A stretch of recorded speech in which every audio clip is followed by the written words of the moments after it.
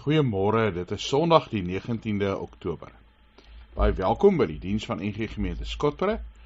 Mag jy saam met ons God se teenwoordigheid, sy nabyheid en sy vrede beleef. Ons tema vir oggend is disippels hou nooit op nie. Lukas 18 vers 1 tot 8. In Romeine 8 vers 14 sê Paulus: almal wat deur die Gees van God gelei word, hulle is kinders van God. Het is my voorreg om jou te groet en vir jou te kan sê genade en vrede. Hierdie groet kom van God ons Vader, van ons Here Jesus Christus, van die Heilige Gees, God in en by ons. Amen. Disippels hou nooit op nie. Menige ma en pa het al hierdie storie ervaar van wat jy in die winkel gaan rondloop en jou kinders, veral as hulle kleuters is, en die pa Robel vertel dat hy op 'n speelgoedkiosk afgekom het en daar is 'n verkoopsman wat 'n bal verkoop wat aan 'n rek vas is. Dan kan jy die bal gooi, jy maak die rek in jou pols vas en dan kom die bal mooi presies terug tot binne in jou hand. Nou Rob sê wel, hy het dit probeer en die bal kom nie terug tot in jou hand nie. Die bal het in sy gesig gestop. En hy wil nie een koop nie, maar die verkoopsman is knaand. En toe hy en sy vrou en hulle seentjie wegstap, sê sy seentjie, maar pa, ek wil een hê. En hy sê nee, en die seentjie hou aan en nee, en uiteindelik weet ons nou as ouers waar dit gaan eindig. Dit eindig by 'n tantrum, dat hierdie seentjie op die vloer lê en skop en skree en hy wil hom hê. Dan gaan haal sy pa hom, en Rob sê hy gaan haal hom, en sy plan was om oor kan die pad, of oor kan hierdie verkoopskiosk te gaan kyk by 'n speelgoedwinkel, en dan daar vir hom 'n behoorlike bal te gaan koop. Want hy het baie van balle gehou, en hulle dink 'n bal is 'n meer sinvolle geskenk, en hulle kan hom daarmee 'n park toe vat en elke ding. En uiteindelik is hy en sy seentjie baie ongelukkig, en hulle het toe nou nie by die speelgoedwinkel gestop nie, maar toe na die inkopies en hulle klaar is op pad uit, en by die deur van die winkelsentrum kry hulle 'n sportwinkel. En daar stap hulle toe nou in, en gaan kyk vir die balle, en daar sê hy vir sy seentjie om 'n bal te kies, en die kies toe 'n oranje bal, en is met eensklaps doodgelukkig. En dan sê hy die volgende, sê, God loves to give us what we want, but he doesn't always. Sometimes he says no, not because he's a cruel or mean or anything, but because our perspective is limited. There's stuff we don't see that he sees. We often have our own ideas of what would be better. We expect God to agree with our idea of what should be the best. But God's idea of what is better is always better. Do you believe that God is good? So you'll find yourself standing at the kiosk of life asking, why can't I have what I want? May you believe that God is good, and right across the street, he has something better. Lukas in Lukas 11 gebruik hierdie versie. Hy sê, as julle wat sleg is, weet om vir julle kinders goeie dinge te gee, julle Vader in die hemel nog meer. Hy sal die Heilige Gees gee vir elkeen wat vra. Kom ons onthou hierdie versie in gedagte, en hierdie kind wat so skop en skree, en dan gee die pa uiteindelik vir hom iets beter. Dit gaan ons help om hierdie gelykenis te verstaan. Gelykenis wat ons leer dat disippels hou nooit op nie. Ons skriflesing vir oggend kom uit Lukas 18, maar voordat ons lees, kom ons sluit die oë. Here, dankie dat ons kan saam wees en weet dat U ons Vader is.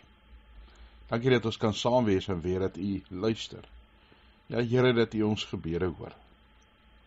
Mag ons ook nou luister na U. Mag ons ook nou luister na U woord.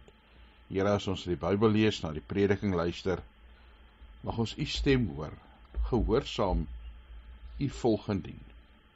Spreek, Here, U kinders luister. Amen.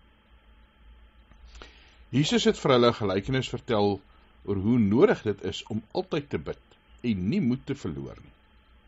Hy het gesê, daar was 'n sekere regter in 'n bepaalde stad wat nie ontzag vir God gehad het nie, en hom nie aan geen mens gestuur het nie. Daar was ook 'n weduwee in daardie stad, wat hom bly opsoek het, met die versoek, laat reg aan my geskied in my saak teen my opponent. 'n Tyd lank wou hy nie, maar naderhand het hy by homself gedink, al het ek geen ontzag vir God en steur ek my aan geen mens nie, sal ek, omdat hierdie weduwee my moeite gee, tog maar aan haar reg laat geskied. Anders gaan sy my nog aan die einde van die bly tuister. Toe sê die Here, luister na wat onregverdige regters sê. Sal God dan nie reg laat geskied aan sy uitverkorenes wat bedags en snags na hom roep nie? Hy sal hulle lank laat wag? Ek sê vir julle, hy sal baie gou in hulle reg laat geskied. Die vraag is net, sal die Seun van die mens, wanneer hy kom, geloof op aarde vind? Net tot sover wat ons vanoggend gaan lees. Nou belangrik is, ons moenie die punt mis nie. Lukas wil seker maak mense hoor waaroor dit gaan. En hy sê in die begin, vers 1, hoe belangrik dit is om altyd te bid en nie moed te verloor nie. Want ons kan maklik verward raak met hierdie regter. Dat mense oor die regter bly dink, iemand nie goed of sleg was nie, dat nie baie regverdige regter was nie, en dan die weduwee wat voor hom verskyn, en hy wil nie na haar storie luister nie, en dat ons partykeer dink, maar God is hierdie onregverdige regter. Dis nie waaroor dit gaan. Dit gaan oor gebed. In die tyd wat Jesus geleef het, was daar baie regters, en baie van die regters was waarskynlik omkoopbaar. Mense kon vir hulle geld aanbied, om 'n regsaak in hulle tyd te bevind. En wat dan gebeur, is dan kon weduwees glad nie reg laat geskied nie, want hulle kan nie die regter omkoop nie. Hulle het nie geld gehad nie. Hulle was nie mense met status in hulle omgewing nie. Hierdie vrou, waarskynlik al redelik oud, nie man gehad nie, nie kinders, daar kon help nie, waarskynlik nie ander familie nie, nie eiendom nie, en daarom was sy voor die regter totaal weerloos. Sy kon hom nie omkoop nie. Maar tog het sy aanhou om vir die regter te vra, aanhou om te pla. As die mense hierdie storie hoor, was dit nie 'n onrealistiese storie nie. Dis 'n storie wat hulle geken het, wat hulle half beleef het, wat hulle kon voel.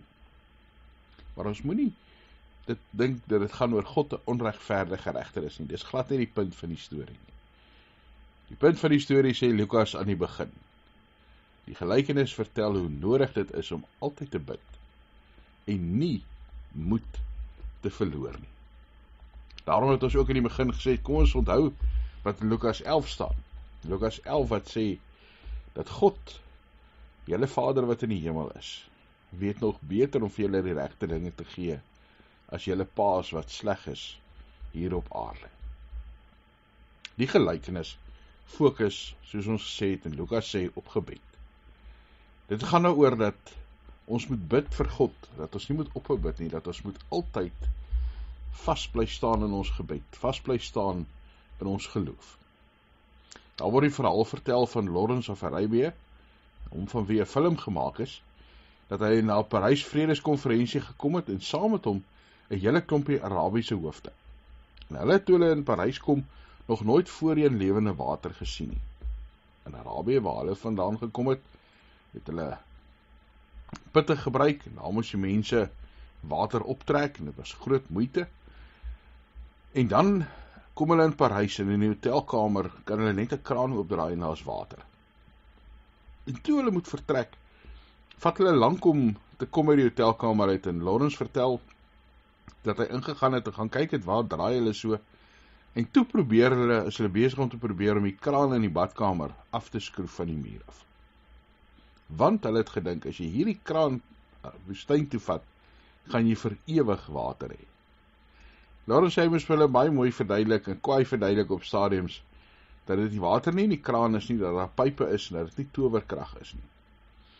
Hy sê hulle het uiteindelik maar die kraan gelos, maar hulle was baie skepties oor hierdie storie wat hy vertel het, want hulle het geglo, daai krane is toweragtig. Partykeer dink mense ook so oor gebed.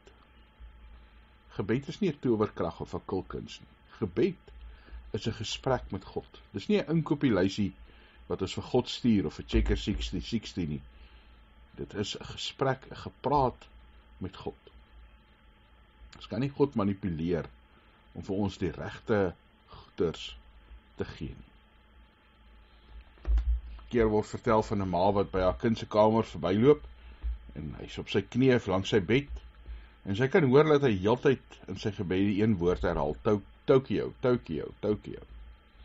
En sy wonder toe nou, wat is dit, of hy dalk by die skool iets vreemds geleer of wat, en sy vra toe hom later daaroor, en hy sê, nee ma, ons het vandag aardrykskunde eksamen geskryf, en ek het vir God gevra om Tokio die hoofstad van Frankryk te maak. Ons kan nie God gebruik of misbruik vir ons eie gewin nie. Maar God is die een wat in liefde na ons luister, na ons gebede, na ons behoeftes en ons nood en vir ons uiteindelik ook daarin voorsien. Daarom moet ons altyd na God toe gaan, altyd met God gaan praat. En dan moet ons hierdie goed uiteindelik oor gebed onthou. Dat gebed is nie 'n cheat code vir die lewe nie. Uit rekenaarspeletjies kan jy voor kodes aflaai of maniere om die reëls te breek. Gebed is om te praat met die een wat die beste weet vir ons lewens. Dat ons God moet vertrou en dat ons moet onthou, ons leef afhanklik van God. Afhanklik van sy genade, afhanklik van sy liefde. En dan, en dit is wat die gelykenis ons wil leer, saam met bid, is dat ons nie moet ophou bid nie. Dat ons nooit moet ophou nie. Daar was 'n Amerikaanse Indiane wat 'n spreek gehad het, hulle het sê, call on God, but row away from the rocks. Hierdie weduwee het deursettingsvermoë gehad. Sy het aangehou om te pleit vir dit wat reg is. So moet ons nie ophou om te bid tot God nie. Karl Barth het gesê, om jou hande saam te bring in gebed, is 'n opstand teen die wanorde van hierdie wêreld. En dit moet ons bly doen. Daar was in Ethiopië 'n man wat telefoonpale opgesit het, Joe Houghton. Hy het in die mees ver afgeleë dele van Ethiopië telefoonpale aangesit. En hierdie telefoonpale was baie lang stilpale. Baie hoog gewees, hoër as die normaal is. En dis om te keer dat kameelperde hulle nekke breek as hulle in die woestyne hardloop en die kabels laag hang as gevolg van die hitte. En ook kon dit nie houtpale gewees het nie, want termiete in die woestyn het dit opgevreet. En toe het hulle vir Houghton gevra, hoe het hy dit reggekry om so op baie ver afgeleë plekke te werk en so ver te kan aangaan? En dan sê hy, sy lewenssukses lê daaraan dat hy as hy bid met God gestoei het. En dan vra hulle vir hom, stoei, hoekom stoei jy in jou gebed? Toe sê hy, ja, ek het gestoei soos Stanislaus Zabajsko. Hy was 'n Russiese of 'n Poolse dokter. Hy is gevang deur die Russe in die Tweede Wêreldoorlog en hy moes 'n doodsvonnis gekry het vir 'n vuurpeloton, maar hy was ook 'n wêreldkampioen in stoei. En toe sê die soldate vir hom, want hulle het nou gedink dit kan nou nogal bietjie pret wees, as hy hulle stoei kampioen wen, dan sal hulle hom vrylaat en hom nie ter dood veroordeel nie. Dan sal hulle hom laat gaan en hom nie skiet nie. En dan vertel hulle dat Zabajsko het gesê, toe ek op daai kruit klim, het ek gebid dat God my die krag gee, en ek het vasgebyt, en ek het gestoei, en ek het gewen. En dan sê Houghton, by Zabajsko het hy geleer om nooit op te gee nie. Hierdie weduwee leer ons ook, moenie opgee nie. Hou aan stoei. Ja, soos Karl Barth sê, hou aan stoei teen die wanorde van hierdie wêreld. Stoei en weet dat God ook jou gebede hoor, dat God ook vir jou verhoor, dat God ook vir jou uiteindelik oneindig lief is. Daarmee saam leer ons by Jesus dat God ons liefdevolle Vader is. Dat God ons Vader is wat vir ons omgee en vir ons sorg. Soos Lukas 11 gesê het, kan ons sê, as hierdie onregverdige regter uiteindelik ingee, hoeveel te meer sal God vir sy kinders gee wat hulle nodig het, want hy is 'n Vader wat liefdevol is. In Efesiërs 3 vers 18 sê Jesus, om te bid is om te begryp hoe ver en wyd en hoog en diep die liefde van Christus strek. om te weet dat ons nooit die onpeilbare rykdom van Christus en die volheid van God kan uitput nie. God luister, God hoor, God het ons lief. Eugene Peterson vertel 'n storie van Fred en Cheryl wat vir 25 jaar terug Haiti toe gegaan het. Hulle het 'n kind daar aangeneem. Eddie was 5 jaar oud. Sy ouers is in 'n motorongeluk oorlede. En daardie aand kom hulle terug by hulle huis in Arizona. En hulle sit aan tafel. Eddie, 5 jaar oud, en hulle het self 2 kinders gehad. Hulle was onderskeidelik 15 en 13. En terwyl hulle aan tafel sit, het almal begin eet. Daar was 'n bak vol varkchops en aartappels. En die seuns het nie opgehou by die eerste bord kos nie. Maar tipiese tienerseuns het hulle bly eet. Tot alles op die tafel weg was. En dan sê hulle, Eddie het in haar lewe nog nooit so baie kos op die tafel gesien nie. En sy sit met groot oë en kyk hoe haar nuwe boeties al hierdie kos op die tafel opeet. En dan sê Fred en Cheryl dat hulle sien hoe Eddie al stiller word en hulle besef is verkeerd. En nou, na die tyd, sê Cheryl dat sy besef, dit gaan uiteindelik oor hierdie kos wat so vinnig van die tafel af verdwyn en hierdie hongerseun se ma. En dan sê sy besef, Eddie het dikwels honger geword, daar waar sy gebly het. Dat hulle kos bære het en opgepas het. En dan vat hulle vir Eddie aan die hand, wys vir haar hoeveel brood daar nog in die broodblik is, wys vir haar dat die yskas vol is met eiers en kaas en vrugte. Hulle vat haar na die spens toe en wys dat die blikkies kos daar staan op die rakke, dat daar nog konfyt is en grombootjie botter en 'n sak aartappels, nog ander sakke goed. Hulle wys die vrieskas met die gevriesde vleis in en die gevriesde hoenders. En die hele tyd, terwyl hulle dit van wys, verseker hulle dat daar oorgenoeg kos in die huis is. Dit maak nie saak hoe vinnig haar nuwe boeties Thatcher en Graham dit opeet nie, daar sal altyd genoeg kos in die huis wees. Cheryl vertel dat sy vir Eddie gesê het, maar jy sal altyd genoeg kos hê. Dat sy nooit weer sou honger wees nie. Ons raak partykeer ook bang dat daar nie genoeg sal wees nie. Bang dat God nie sal antwoord nie. Bang dat God nie sal voorsien. En dan maak Eugene Peterson die opmerking. Hy sê, my wife and I were told that the story 25 years ago. Ever since that, when I read the prayer of Paul, I think of Cheryl leading Eddie by the hand, and through the tour of the kitchen and the pantry, reassuring her of the bounteous riches, as Ephesians 3 vers 8 sê, and the fullness inherent in the household which she sees now. God gee vir ons 'n oorvloed. God het ons lief met 'n oorvloed genade en liefde by hom. Die Heilige Gees wil ons ook lei om te sien dat God se genade nooit uitgeput kan raak nie. Dat ons kan volhou en bid, en dit is wat God vra, dat ons sal aanhou bid, dat ons sal aanhou om na hom toe te kom. Dat ons sal aanhou om by hom te staan, by hom te smeek en hom lief te hê. God het ons oneindig baie lief. God hoor ons gebede. God antwoord dalk partykeer 'n bietjie anders as wat ons wou gehad het. Partykeer kry ons 'n sokkerbal in plaas van 'n bal wat na ons hand toe terugkom met 'n rek. God gee wat ons nodig het. Hemelse Vader, dankie dat ons in gebed na U toe kan kom. Dankie dat ons ons lewens vir U kan gee en weet dat U ons hoor. Weet dat U ons gebede verhoor. Weet dat U 'n God is wat ons lief het met 'n oorvloed van genade en liefde. Here, maak ons geduldig. Maak ons getrou. Maak ons mense wat vashou in ons geloof, wat nie moed verloor nie, wat nie ophou nie. Here, ons leef in 'n de mekaar en 'n stikkende wêreld. U is ons hoop. U is ons krag. Ja, Here, U is die een wat vir ons gee en voorsien. U is ook die een wat ons stuur, wat ons toerus. Maak ons gewillig, gehoorsaam, leerbaar en diensbaar in U hande. Dankie dat ons as gemeenskap vir mekaar kan bid.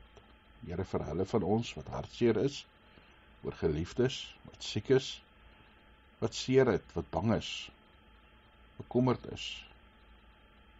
Here, gee genesing, vrede, hoop. Gee vir ons uitkoms, gee vir ons wysheid. Gee vir ons blydskap. Dankie dat ons kan bid vir mekaar. Dat ons kan bid vir 'n wêreld wat die mekaar en op sy kop is. Dankie dat ons kan weet, Here, in alles is en bly U ons God, wat ons liefhet. In Jesus Christus se naam. Amen. Mag jy weet dat die Here voor jou gaan om jou pad gelyk te maak. Dat die Here agter jou is om jou te beskerm. Dat die Here langs jou is om jou vas te hou. Dat hy onder jou is om jou te dra en bokant jou om jou te seën. Dat hy binne in jou is, deur sy Heilige Gees. Amen.